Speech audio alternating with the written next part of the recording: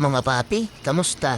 Namiss ko magluto ha. Tirada nga muna tayo ng napakasulit sa sarap na Bicol Express. Simulan natin sa pagpapainit ng ating wok. Kailangan ko na rin palang i-reseason tong wok ko. Pero sa susunod na nga lang, magluto na nga muna tayo. Lagay lang tayo ng mantika. Painitin lang natin, tsaka natin ilagay itong baboy. Igigisa lang natin to hanggang bahagyang maprito. Kailangan ng talagang halu-haluin to para maging pantay yung pagkakaluto. Meron na po nakikita, ginigisa lang yung baboy hanggang maluto ng bahagya. Pero ako, igigisa ko to hanggang matoasted at halos parang maprito na siya. Mas masarap kasi para sa akin yung ganito eh. Tsaka ito yung nakikita kong ginagawa ng mga lola ko pag nagluluto ng Bicol Express. Parehas kasi Bicolana yung side ng nanay at tatay ko. Bago sila Ninang Ray at Chef Boy Logro, sila yung mga una ko naging idol sa pagluluto. Sabi nga nila, walang papantay sa luto ng lola mo. Mabalik tayo sa niluluto natin. Ganito yung sinasabi ko sa inyo. Ganito palang pwede na tong iulam eh. Pero mas pasasarapin pa natin yan. Huwag na natin patagalin pa at ilagay na natin ang bawang at sibuyas. Pinagsabay ko na, igigisa ko din naman yan hanggang bahagyang matoasted katulad ng baboy eh. Di nga pala ako naglalagay ng luya sa Bicol Express. Ayoko kasi ng lasa ng luya. Di ko lang trip. Sa ibang lutuin naman naglalagay ako ng luya. Pero dito sa Bicol Express, ayoko lang talaga. Pag ganito na ang itsura ng ginisa, ilagay na natin ang bagoong. Ganon lang din, igigisa lang natin hanggang bahagyang matoasted. Kamatis na naman kulang, mukha ng binagoman eh. At yan mga nanikit na tutong sa ating wok, kakaskasin natin yan. At yan ang magbibigay ng roasted flavor sa ating Bicol Express. Kaya ako humama fresh gata.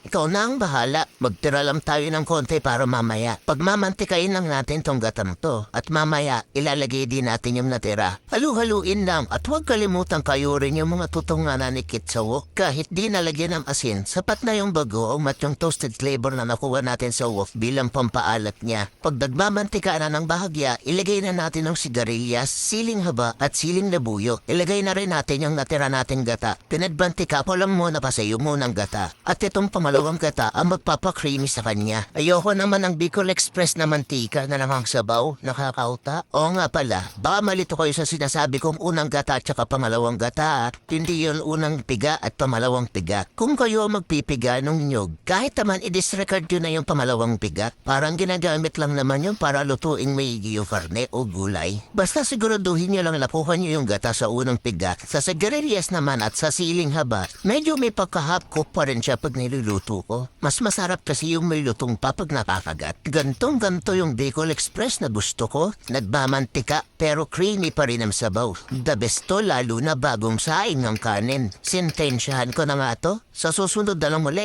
Bye-bye!